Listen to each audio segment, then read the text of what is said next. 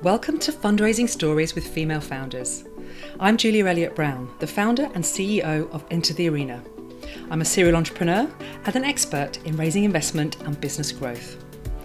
Our mission at Enter the Arena is to empower female founders to fly through pre-raise and investment and onto the exponential growth of their business with investment expertise and business coaching. Here we share the stories of inspirational female founders who've raised investment to inspire you to do the same. You'll hear their honest accounts of what it was really like to secure funding, the highs, the lows, and the challenges they experienced on the journey. And along the way, we'll discuss top tips for how you can be successful too.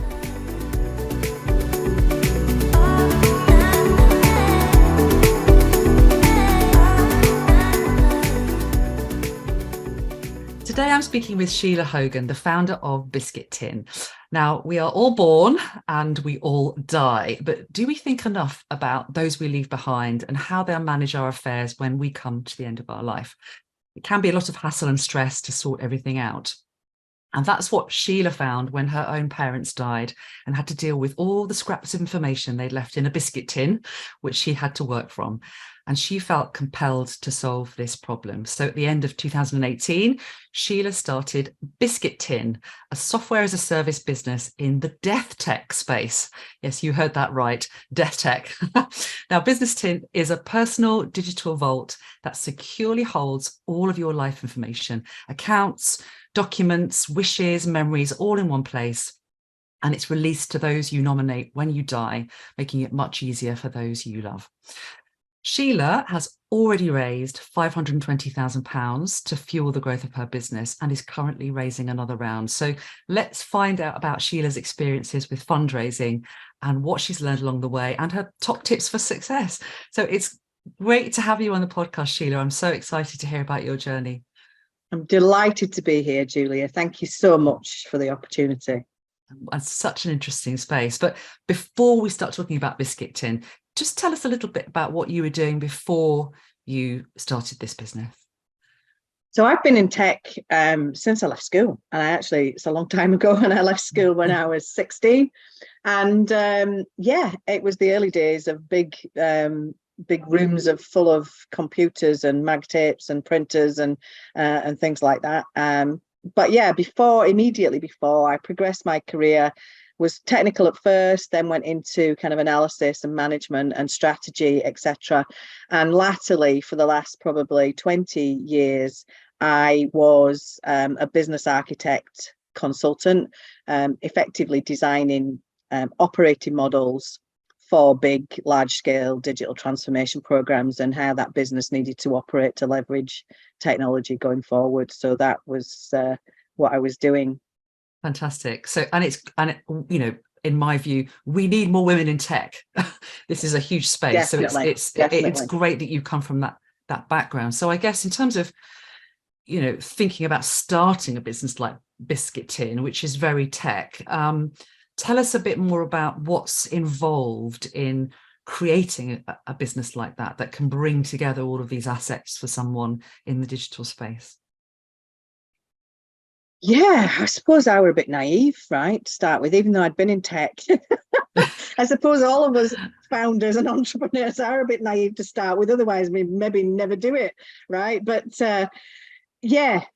what it involves, it involves a lot of money, right? Any kind of tech startup needs quite a bit of capital to get it off the ground, to get it to test the concept, to get some prototypes, to get some research, etc., to then get it off the ground, get an MVP, etc. So and I worked with an agency to start with. We've then brought the tech in-house when we've got our own in-house team. It's kind of like been baby steps along the way. I didn't have any money when I first had the idea. I needed money to get it to prototype stage. I then needed money to get to an MVP. So there have been kind of like lots of different stage gates along the way that I didn't plan for, that I didn't know what they would be, but that's how it's ended up for Biscuit Tin. And it's all kind of driven, I think, from the actual capital that's been needed for the product at the various stage gates and where Yeah. that capital's come from. And that's right. And actually what and I know as we're going to discuss your journey, different types of capital for those different stages of the business. So at the beginning, a little bit of bootstrapping, and then you got quite a bit of grant funding, didn't you, in the early Yes. days? Tell us a bit Yeah, about yeah. what was involved in the grant applications, and did you find that an easy process? Well, I suppose my background being a business architect, it involves kind of like, doing impact assessments, writing benefit cases, business cases, etc. So I'd kind of come from, having experience in that space. So the grant applications is just another adaptation of that, writing a business case, a benefits case, for the project that you want to do. So yeah, I mean, living in Scotland and having a business out of Scotland has been quite fortuitous, to be fair. The Scottish tech ecosystem is extremely supportive, and Scottish enterprise, again, is also got lots of things going on. So I got a number of different, I first got into, investment and funding. It had never been, it'd been something I wasn't familiar with at all, right? And again, very naive at the start. I actually went on a training course with Business Gateway up here, called Gateway to Investment, that kind of like, took you through all the different things that you could do, and all the grants, etc. But then gave you, a test at pitching your idea to some angels, etc. But what that did for me was, made me realize, right, that I was just, I actually thought I could get a load of money on the back of just having the idea, right? Which is just If only. crazy when you actually get into this space. So that's where I was. But no, the grant funding as such, Scottish Enterprise, they do like a by design grant. So I got that grant to actually get the logo and and the brand. There's some IP grants as well that you can get. So I got that to help me do the IP audit, what IP that I could actually go for. And so got the kind of trademark position on the back of some funding. I got some financial readiness funding from Scottish Enterprise, which was brilliant. So they supported me to get a proper financial plan and a proper financial model in readiness for going for funding, and supported the partnership that I had with a company called Raising Partners, who helped me, get through that first raise. So yeah, and then during COVID, prior to us launching, we won the COVID response competition for money from Innovate UK, which was incredible, right? We were only like one of 800 out of thousands and thousands of applications that got through that, and that really kept us going through. So we kind of launched just at the start of lockdown, and our route to market was via partnerships with other businesses. Everybody was in crisis mode. I just thought I'd be flogging a dead horse if I tried to do business development right now. So we focused on getting the grant funding, develop the tech further, to then give us the kind of like the runway, if you like, to get us through those COVID years a little bit. So yeah, I mean, the grants have helped us survive and still do, right? I'm just running another Scottish Enterprise grant just now, which finishes this month, which has again helped us do more of the kind of tech development and to get us to product market fit. So yeah, it's just been incredible. Yeah, Scotland is doing some great things. I think the other nations have a lot to learn from how Scotland is approaching entrepreneurship and supporting great founders like you. So that's a brilliant way to get started. So you got the product built, you got it out into market, and you were sort of, as you say, coming into the lockdown times.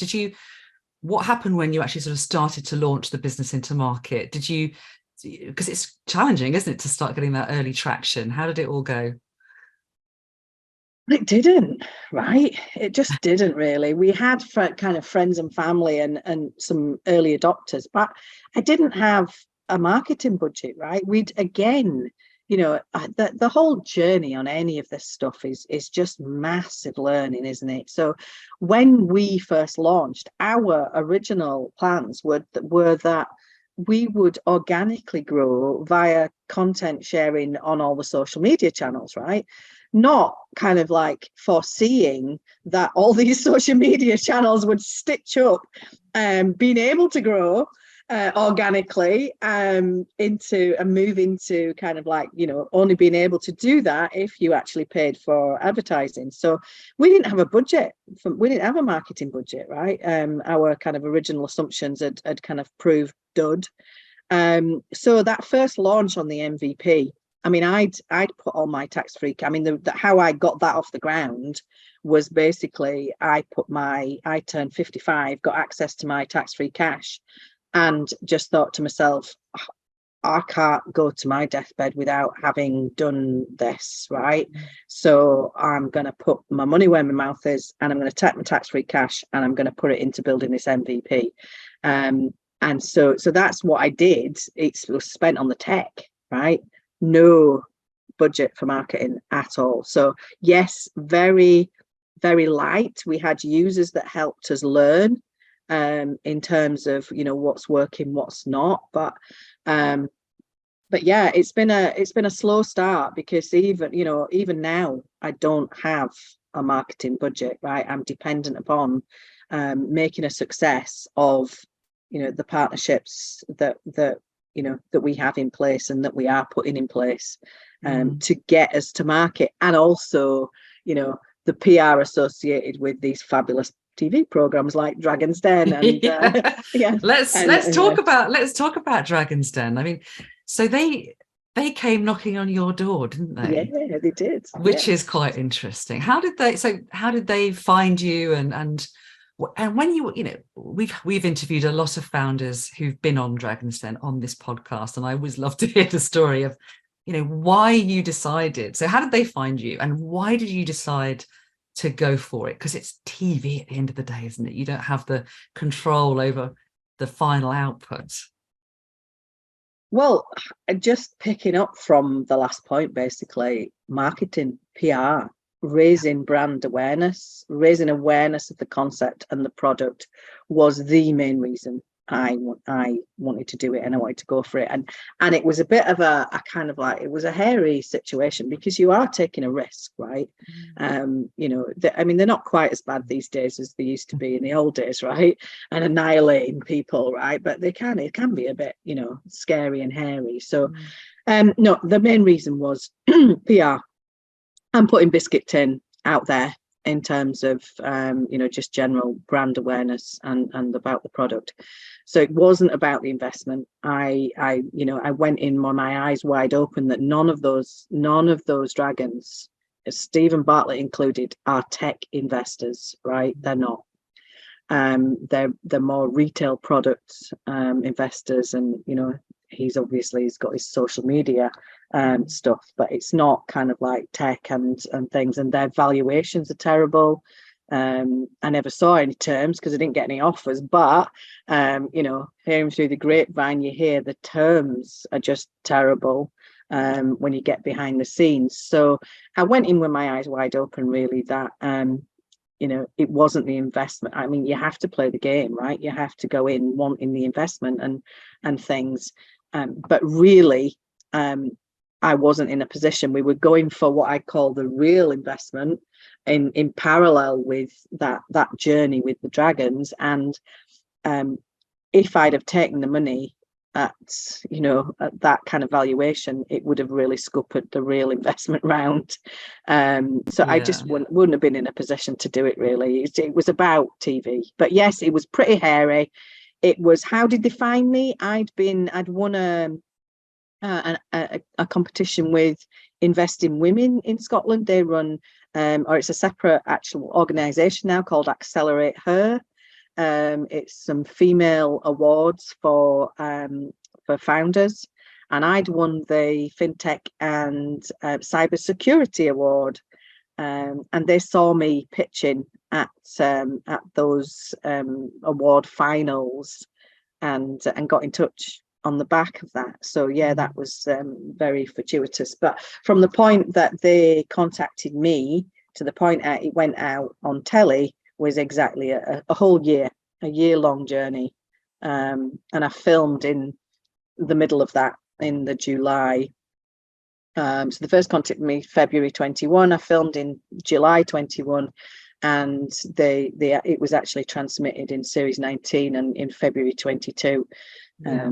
So but it just proves how important it is to put yourself out there. So putting yourself out there for awards, which can give you that kind of recognition and exposure to the ecosystem, and then, as you say, that sort of media opportunity, which you cleverly then ran in parallel with your investment campaign. So I know it can be excruciating doing something like that, but it can be worth it.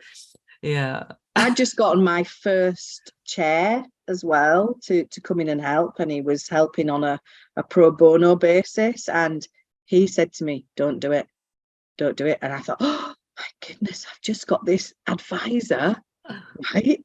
Yeah. This advisor, and I can't take his advice because I've got to do this, right? I have to do it. I cannot, walk away from an opportunity that's come to me. I need to let it play out, right? Regardless of what happens. So I kind of didn't tell him for a while that I was going to do it. But I might even, there's stage gates and you're not even sure you're going to get through to the next stage, right? They're constantly, and the due diligence is pretty strict and pretty tough. But that's good in itself, actually, going through that process. And when you look back now, are you glad you did it? Did it have the marketing effect that you were looking for? It was incredible, and it still is, right? Because it's played, internationally at different, it's something, and we've had interest from all over the world, the Middle East and South Africa, Australia. So yeah, it's just been incredible, and obviously we use it all the time, right? Yeah, as seen on Dragon's Den forevermore. Well, exactly. You've got to tie yourself to that, haven't you? Yeah. So then, but you were running this, your sort of proper, real investment campaign alongside of that, which you were successful at raising. Which was back at I think you completed that round back at the beginning of 2022. Yeah, with some great investors. So how did you find? So you had a mix of a bit of VC and a bit of angel investment in that round for 330,000.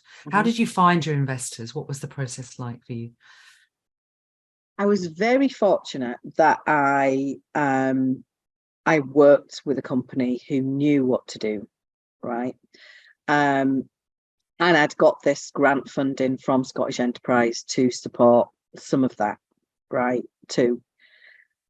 So they helped me, and they held my hand through that whole first process, because I was definitely green, right? Now looking back, I kind of listen to myself sometimes and I think, who is this woman saying all these acronyms for, we put an ASA in place, we did this, we did a pre-seed, now we're doing a seed, and we'll go for Series A next year, and we'll do, and I listen to myself and I think, I just, because really, when you haven't been involved in this kind of like raising equity, selling equity, if you like, and raising investment, then it's a dark art, right? It's not a science. It's not some, I know you've written a book, Julia, and it is at the side of my bed, I might add. Right. I haven't got to the point where I read it yet. Why not? You need to read. This is the thing. It's like, if you haven't raised investment before, how on earth would you know how to do it? It's so critical to kind of get that information and support to help you through it, isn't it? Hello, it's Julia here. I hope you're enjoying this podcast episode. I just want to take a really short break in this interview to tell you about my best-selling book, which I know you're going to find super helpful as you think about and prepare for your own fundraising journey. It's called Raise, the Female Founder's Guide to Securing Investment, and it's available in paperback, hardback, on your Kindle, and now also as an audiobook. In this book, you're going to discover the answers to all the questions you might have around raising investment, and specifically how to overcome the challenges you might face as a female founder. The guide follows the 5-step process that I've been using with all my amazing clients that entered the arena since 2015, who've raised over £20 million in funding.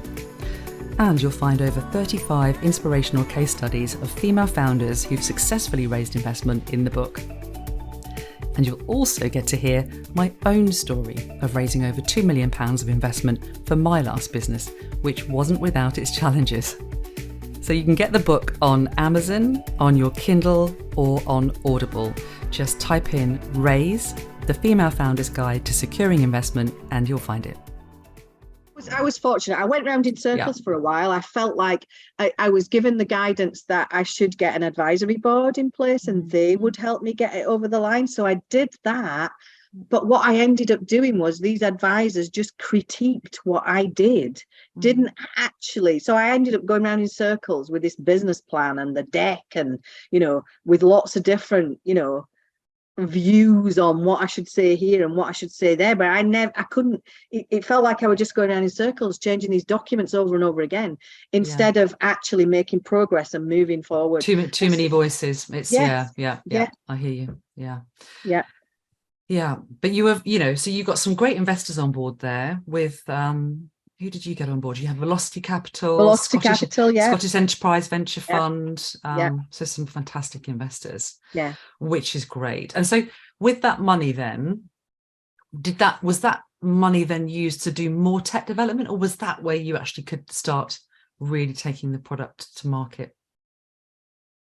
So what that money, in terms of the plan, we met all the milestones that we set in place for that money. One of the biggest ones was to bring the tech in-house, right? That's one of the big things that I kind of learned that going through that first phase of investment, that an in-house team and having the tech in-house is a big thing for investors, right?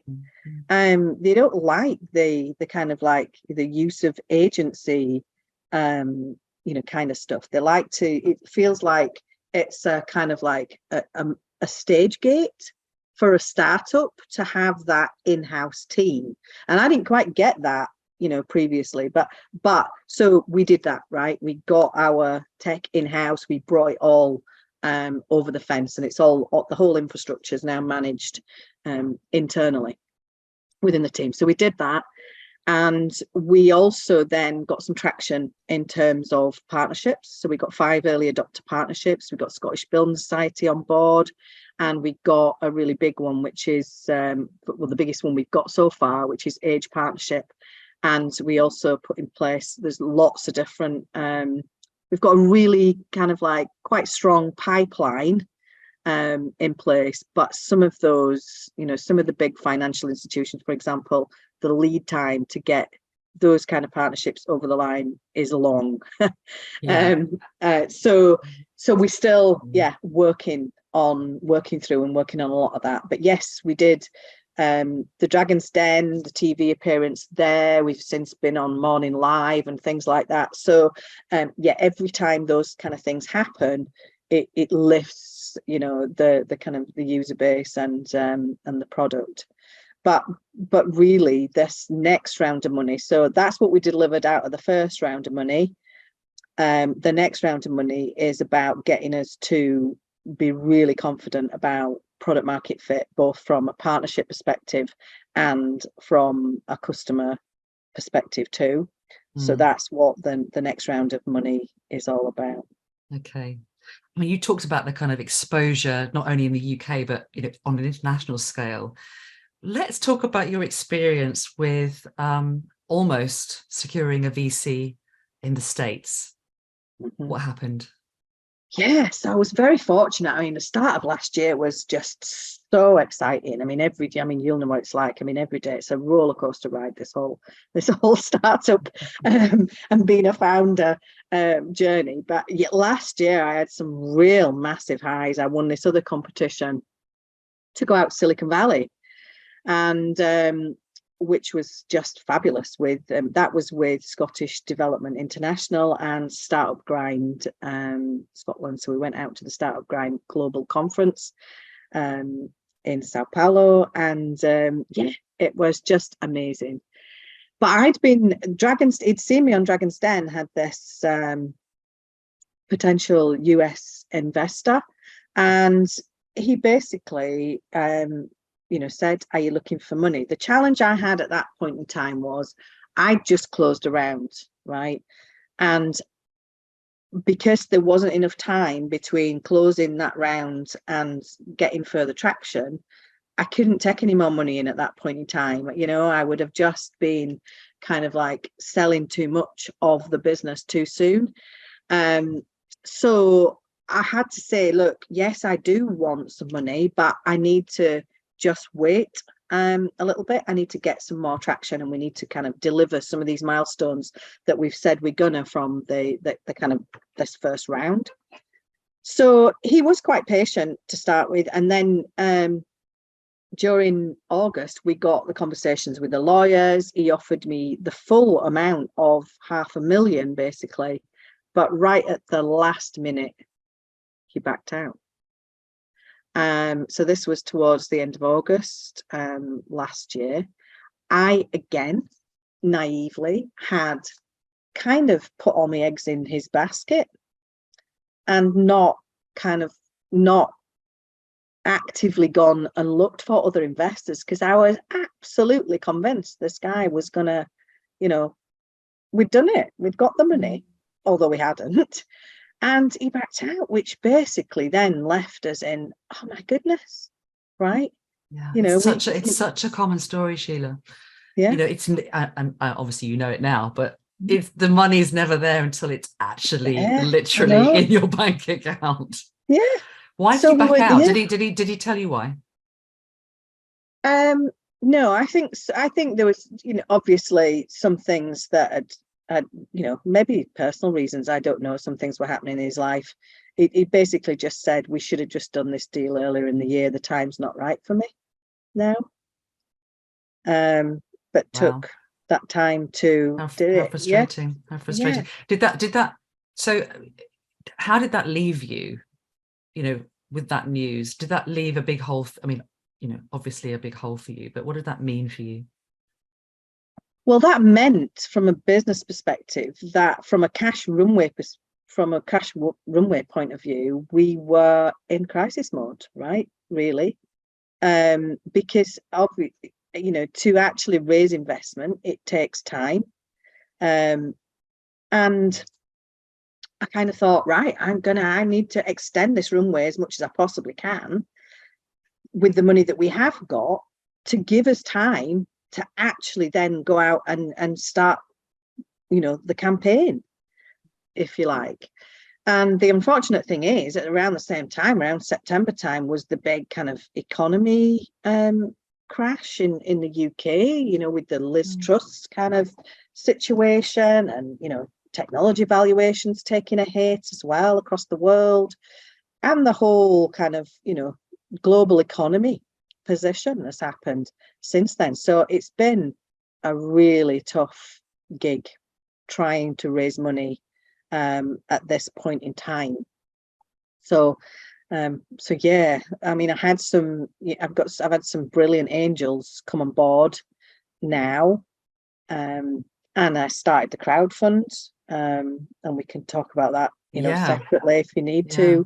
And but I'm still trying to raise, so we've still not got the full $500,000 that we need. So you did the crowdfund quite recently. I mean, that just closed in March 2023. Yeah. So why did you decide to crowdfund? And you just crowdfunded for 150, is that right? Yeah.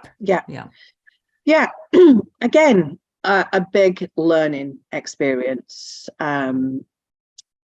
I was put onto crowdfunding. I met another founder who'd been really successful at crowdfunding, and I know other people in our space had been mega successful. So Aura, Fairwill, Dan at Garrett at Fairwill had been successful. I think they both went through Crowdcube, but So, I thought, well, yes, the crowdfunds tend to work well with consumer facing propositions. So I thought, well, I've nothing to lose, right? Let's just give this a go. It's another angle.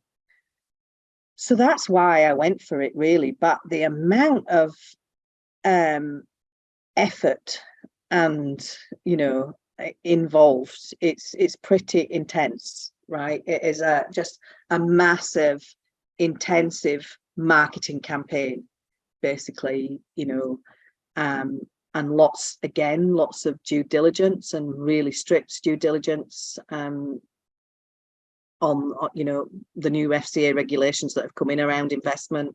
Make it quite tough for these platforms. But that's no, I mean, it's no bad thing, is it? I mean, No, I think it's no bad thing at all. It's a good thing, and again, good discipline, and the more you do these things, the more your due diligence becomes easier because you're in good shape. Yeah. It just felt like there were just so many hoops to jump through and so many different kind of like criteria. So I only set basically you can't go live with a campaign on the crowdfund unless you've got over 80% of your funds already. So I had some angels where I'd secured the money, but I didn't have, the 50%. Yeah. I mean, the 80% I needed. So we had to set the target quite low, which is why there was 150,000 target set, so that we could actually launch the campaign and then get into it. So so we met the targets and everything that were put on, but it was a lot more challenging, I would say, than I expected it to be. Yeah. It is hard. It's hard, isn't it? Especially when you're in the early days where you perhaps don't have, I mean, I'm sure you've got a great following, but you haven't got a huge following, a huge customer database to draw from. So it can be quite hard. And actually, as much work to raise 150,000 as it would be to raise 1 million. It just depends where you are in your stage of business. So it's it can feel like a lot of work. As you say, it's kind of like it's a do or die. And at least you've got a sort of very specific time frame and you just get it done. It's get it done, and it helped.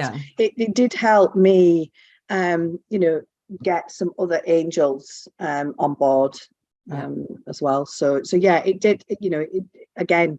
It did what we set out to do, but we're still on that journey. It's not as if I can rest on the laurels and think I've got what I needed. I haven't. I'm still on the raising. I mean, it can feel like you're sort of constantly fundraising sometimes, can't it? And frustrating when the amount you're raising is sort of just enough to get you a little bit further along, but not more significantly. So I can see why you want to go out and do that big raise. Yeah, definitely. So on that bigger raise, which I know you're in the middle of, where are the biggest challenges that you're finding in getting this raise done? I would say it's about revenue. We seem to have fallen into a lot of the EIS funds that are around these days seem to have moved up the food chain in terms of the revenue expectations, of startups, if you like. So originally, SEIS and EIS was set up for particular, reasons to hit certain stage gates. And I think where what we're finding is we're kind of sat in between, and we're sat in between SEIS because we've used all our SEIS, right? So we're sat in between SEIS and EIS because those EIS funds have moved up that food chain, right, a little bit. So it feels to me like we're in this a bit of a kind of like vacuum of not really any funds to support where we're at in our and again, journey. It's a very, very common story at the moment. There is this vacuum that has just suddenly been created where you had all these funds that were coming in at earlier stage that were happy to back businesses that were revenue growth businesses rather than profitable businesses. And now a lot of the VCs particularly are saying, actually, well, we want you to be profitable. And also, I mean, you're a tech business, which is, that's a plus, but also a consumer business, and consumer businesses are making the investment community a little bit nervous at the moment too. So it can be quite challenging. Yeah. And so are you talking to VCs, angels, all anyone? We've focused on angels and angel syndicates, to be fair, I because think that's wise. Because I do think we're not far enough down the revenue attraction journey in terms of the stage that we're at to actually be eligible for a lot of those EIS funds. It's a shame that we took some EIS money last year as well, because otherwise we'd have been able to take advantage of the rise in the allowance of the SEIS fund. But because we took a small amount on EIS last year, we're ruled out of that. But what could you have done? You had to do what you did at the time. So you got it. You can only do what you know at the time. Exactly.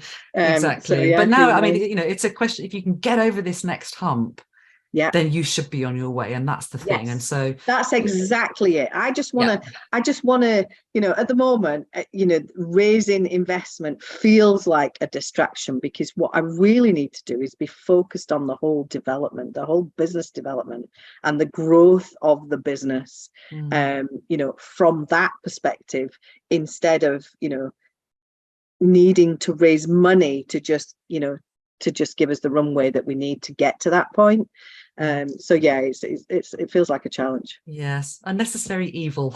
Yes, definitely. And everybody says to me, like, our lawyers say to me, you just need this one and you'll be fine, you'll be sorted after that, you'll be on your way. And I'm thinking, yes, I do, I just need it. I know, but I think if you can stick it out and ride the storm, you'll get there. And I do believe that the investment market will pop back again. I don't think it's going to take as long as some people might think. I think give us a year, and I think things will start to really pick up again. But I do think it is going to be a challenging year. So anyway, I think it's a fantastic concept, one that very much deserves to get more funding. And it's been really interesting to hear about the different stages that you've been through and how you funded those. And so I really appreciate you sharing that. I mean, given what you've experienced over the last few years, would what tips might you have for other female founders who are listening to this podcast about, how to go about this, or, what would you have done differently if you could have done? Oh, hindsight's a wonderful thing, isn't it? I suppose, but I'm not sure, to be fair, Julia. I really not. I mean, there's just so much learning out of everything that happens, isn't there? There really is. I suppose I would have probably tried to get some support to raise money a bit earlier than I did. But if I don't think, if we all knew what we were going to have to go through, I think the journey that we were going to have to go through to get to where we are, I'm not sure any of us would start, right? So I don't think better not to know. Just close your eyes and take the job. Just be naive and just move and just keep moving and just keep moving forward and just it's. For me, I know my personal thing, and I'm sure it's the same for any founder, right? But it's a white knuckle roller coaster ride, right? And some days you're on a massive high because something really fabulous has happened, and then the next day you can be on a really, really deep low, and it's the contrast of that and that kind of like ride along the way. And I think it's just about making sure that you get your own personal resilience mechanisms for those things, and just to expect that, right? Expect that these things are going to happen, and one day you'll be really high and the next day you might be really low. And it's about actually riding the storm I think, and just keeping going. And I'm saying that, and some days I think, what the hell am I doing? Right. And I'm sure everybody who's trying to do something and trying to, change things and make an impact and that, and you just have to drive it forward. And it's something that really resonated with me. I just read it yesterday, and I actually downloaded it to my phone because I thought, oh my goodness, that's me. Estelle Lauder, as quote, came up on somebody's feed yesterday, and she says, when I thought I couldn't go on, I forced myself to keep going. My success is based on persistence, not luck.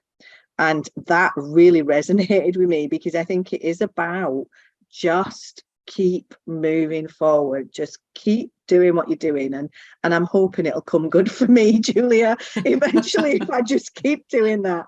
So yeah, that's my kind of like only parting. Just expect it to be a white knuckle ride, and build those resilience mechanisms in somehow. Yeah, it's wonderful advice. I couldn't agree more. That whole mindset thing is actually 80% of what will make your fundraise and your business growth a success, I think. So thank you so much for sharing your journey, Sheila, and we wish you all the very best. Thank you so much, Julia, and you too, and everyone else listening. All right, thank you. Thanks for following Fundraising Stories with Female Founders. This content is all provided to you for free, so if you've enjoyed today's episode, please subscribe so you never miss another one.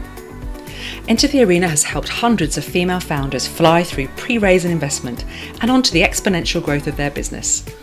Our first-hand experience, expert guidance, and proven programs help female founders unleash the Wonder Woman inside. To see if we can help you do the same, head over to www.enterthearena.co.uk.